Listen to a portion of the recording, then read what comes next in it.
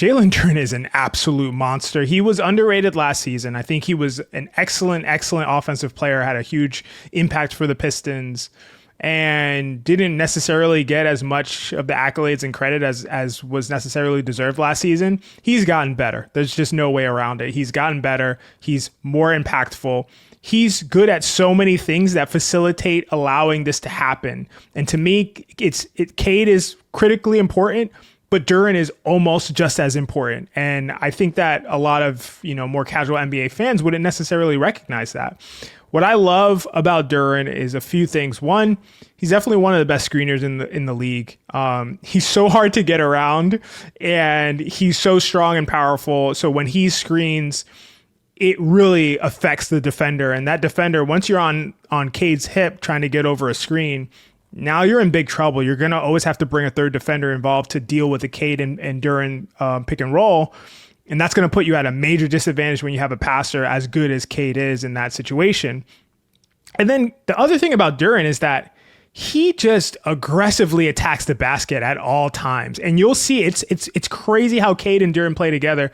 Duren is always rolling towards the basket or just running towards the basket. If sometimes he's the trailer, he's the trailing big, and he's just running towards the basket, and Cade will just feed him. And it's kind of like LeBron-esque in a less dexterous style, but just like a more muscular style of just like, yeah, you're not gonna kind of get in the way of this guy. He's gonna get past you or dunk on you or finish.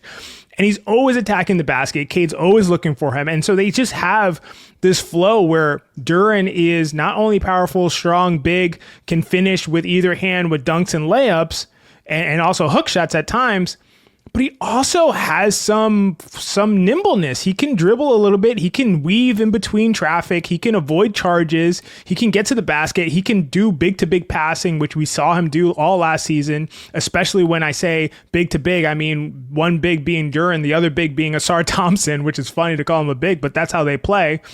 And when it's Isaiah Stewart is often popping and plays more like a wing in some cases if he's not crashing the boards. So Duren has all of these sort of like skills that you wouldn't really be expecting from him. And he's even getting better as a short roll decision maker and passer already this season. And so you add all of that together, put Cade and Duren together and incorporate that with the philosophy of the Detroit Pistons. It's not really surprising that they're having this much success early in the season.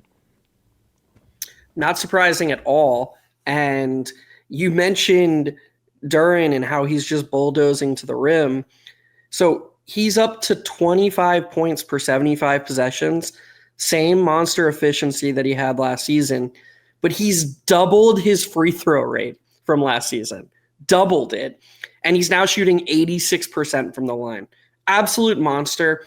All the lineup data, although it's still, early, it's still a small sample, supports the fact that like he has been integral to this team's success. And you talked about him being underrated last season. He was in the 87th percentile in offensive EPM. His impact was amazing last season, and I just think he's gotten so much better. And now he's anchoring the defense, which is the more important side of the ball for them, or the side where they're winning games more consistently. This has been just utterly remarkable by him, and the fact that he's able to play big minutes for this team, like he is just absolutely anchoring this team right now. And when you look at like the foundation of this team, when you try to sum up the things this team is leaning into, its biggest strengths, they're all encapsulated by what Duren's biggest strengths are. It's almost like they realized as we transition this conversation to Cade Cunningham that they were like, Cade is so skilled and so good. We don't need to maximize the space around him. He will be himself in almost any conditions. We can lean into the strengths and I don't artificially sounds bad, but what I mean is like elevate Duren's impact, because he needs you to play a specific way to get the max impact from him. Whereas Cade, you can get max impact playing a number of ways.